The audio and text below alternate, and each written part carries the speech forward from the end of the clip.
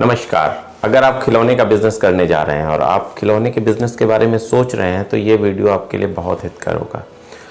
अगर आपने ये पूरा वीडियो देखा तो बड़े आसानी से आप उस बिजनेस को करोगे और मुझे लगता है कि बहुत कुछ संभावना है कि आप उसमें असफल भी हो जाओ, क्योंकि मैं बहुत बारीक बारीक चीज़ें बताऊंगा कि कैसे कहाँ से खिलौने लें, कैसे आप उसको अपनी शॉप में डिवाइड करें, कितने टाइप के खिलौने होते हैं और कैसे कैसे हम उनको अरेंज कर सकते हैं कि ताकि पूरी कमी भी पूरी हो जाए और शॉप में कुछ ऐसा ना हो कि जो छूट जाए।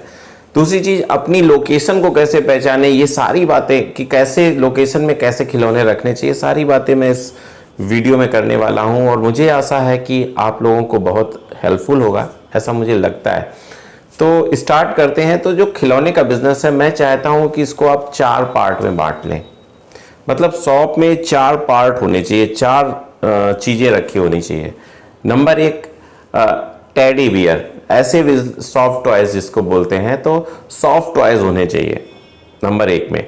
नंबर 2 में इलेक्ट्रॉनिक्स टॉयज होने चाहिए। नंबर 3 में पजल टॉयज होने चाहिए, जो पजल के गेम वगैरह आते हैं, जो बॉक्सेस में गेम्स आते हैं, उसमें मार्जिन बहुत अच्छा होता है।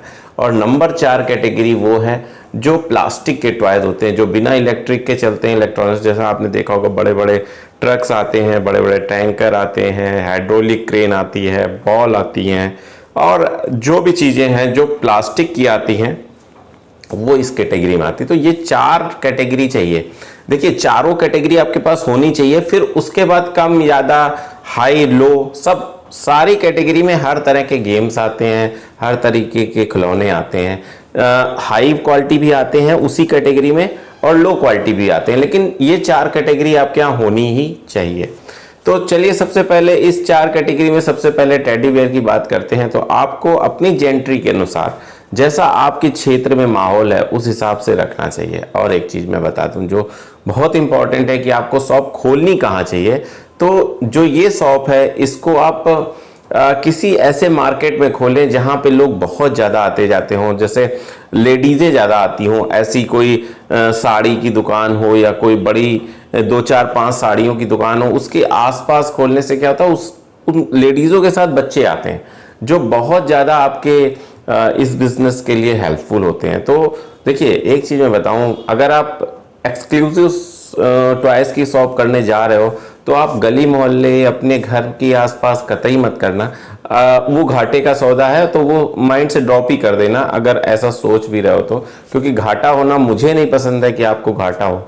आप इतना सब कुछ देख रहे हो और फिर भी अगर आपको घाटा हो जाए तो ये मेरे लिए अच्छी बात नहीं होगी। तो अगर आप एकदम टॉयज़ की शॉप के बारे में सोच रहे हो कि सिर्फ टॉयज़ की शॉप करनी है, तो प्लीज़ गली मोहल्ले में मत करना। इसको अगर आपको करना है तो आप किसी एक अच्छी मार्केट में करो, मेन मार्केट में करो।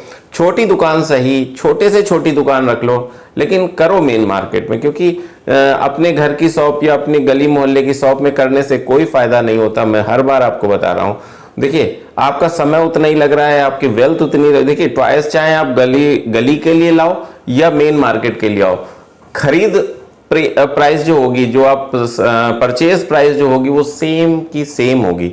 टाइम आपका सेम लगने वाला है। जो दुकान की कॉस्ट है, बस उसमें सिर्फ अंतर आएगा और बाकी किसी भी चीज़ में आपके अंतर नहीं आने वाला है। तो मैं जो ये समझाना चाह रहा हूँ, ये इसीलिए कह रहा हूँ ताकि आपका घाटा ना हो, आप सही जगह सही चीज़ लगाओ जब इतनी मेहनत कर रहे हो। तो इसके बाद बात आती है कि माल कहाँ से लाएं। तो देखिए, ये माल ऐसा नहीं है कि कोई कंपैरिजन करेगा। देखिए, बहुत ध्यान से बात सुनिए, ये बहुत समझने वाली बात है। जैसे मान लीजिए आपने किराने की शॉप की, मैंने कहा कि किराने की शॉप का सामान अपने ही आसपास से ले लो। वो क्यों कहा? क्योंकि आपका रेट जो है वेरी ना करे। देखिए, रेट क्या होता है मैं आपको बता दूं।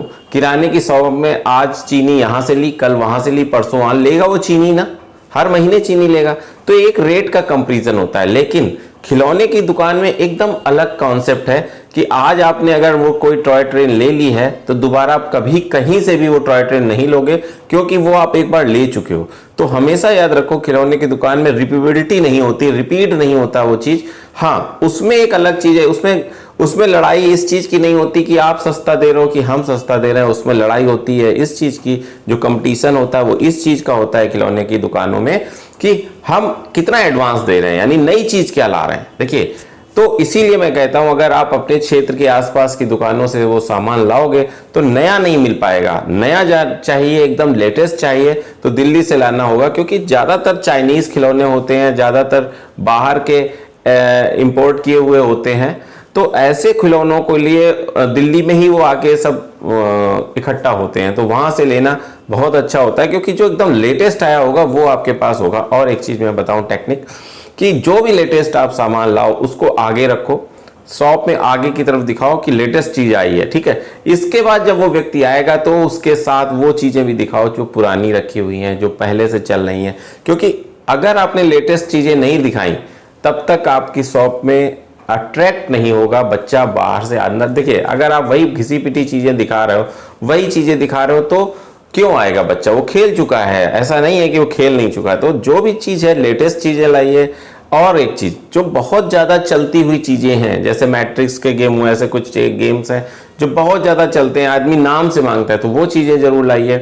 प्लस टेडी बियर जैसे सॉफ्ट टॉयज है, तो सॉफ्ट टॉयज में भी नए नए कैरेक्टर के टॉयज लाइए। जैसे आप ध्यान रखिए कि कार्टून में कौन सा कैरेक्टर आज ज़्यादा चल रहा है, उस कैरेक्टर के अनुसार ही दिल्ली जाके आप टॉयज लाइए। अगर आप टॉयज की दुकान खोल रहे हैं तो मेरी एडवाइस रहेगी कि आपको कार्टून चैनल जरूर देखने चाहिए। कार्टून चैनल से क्या होता है, उसमें जो ऐड आते हैं, जो उसमें जो चीज़ें आती हैं, वो ही बच्चा देख रहा है। तो हमें देखिए, हमें अपने हिसाब से नहीं सोचना है, हमें उस बच्चे के हिसाब से सोचना है जो आपकी मार्केट में, आपके दुकान में आने वाला है, और वो जो जिद करेगा वही उसके माँ और बाप लेके देंगे। इसलिए आप ये ध्यान रखो कि अभी लेटेस्ट में क्या चल रहा है, और उस लेटेस्ट चीज़ को जरूर अपने शॉप में रखो। बहुत ही ज़्यादा कॉस्टली सामान रखने की जरूरत नहीं है, हाँ मीडियम साइज का रखिए। और एक चीज़ मैं बताऊं, खिलौने की दुकान में एक चीज़ है, प्रॉफिट बहुत अच्छा है। और जो सबसे अच्छी बात है, जितना ही आप लेटेस्ट चीज़ लाओगे, जितना ही आप नई चीज़ लाओगे, उसमें प्रॉफिट बहुत ज़्यादा होता है। क्यों? क्योंकि वो एकदम आप फ्रेश लाए हो, कहीं से कोई कंपेरिजन नहीं होना है, और आपको डायरेक्ट वो चीज़ दे देनी है कस्टमर को। तो ये सारी चीज़ें बहुत ही इंपॉर्टेंट है आपके लिए। अगर आप खिलौने की दुकान करने जा रहे हो तो ये सारी चीज़ें बहुत ध्यान देनी है। और इसमें खिलौने की शॉप में प्राइस का ध्यान ज़्यादा नहीं देना है, खिलौने की शॉप में ध्यान देना है तो जो लेटेस्ट चीज़ें आई हैं उसका ध्यान देना है। तो ये सारी बातें मुझे लगा कि आपको बतानी चाहिए।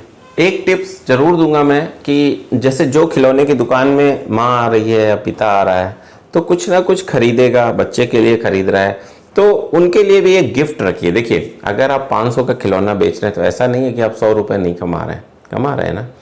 तो कोई 10 रुपये 5 रुपये का एक ऐसा गिफ्ट हो, जैसे अगर फादर आया है उसके साथ, तो आप एक पेन रखो। देखिए, बहुत ध्यान सुनो, ये छोटी सी बात है लेकिन वो ग्राहक के दिल में बहुत बड़ा काम करती है, जो उसे बिना मांगे दिया जाता है। जैसे उसने कुछ चाहा कि ये कम कर लीजिए, वो कम कर लीजिए, ये तो उसने कहा और आपने किया, फाइनल हो गया, सौदा हो गया है, अब वो जा रहा है।